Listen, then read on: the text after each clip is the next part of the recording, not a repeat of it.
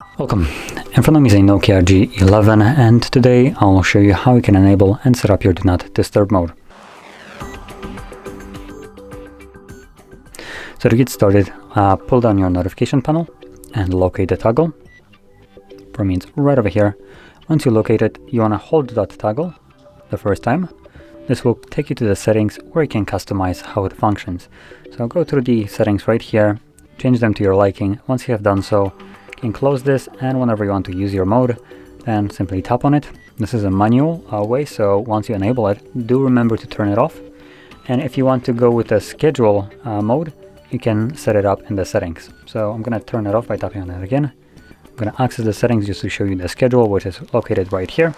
So for everybody who wants to use the schedule, edit it right here.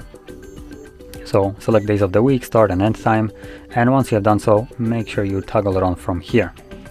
So this will be enabled, though it will only turn on once it actually reaches this case 10 p.m. So the time needs to 10 p.m.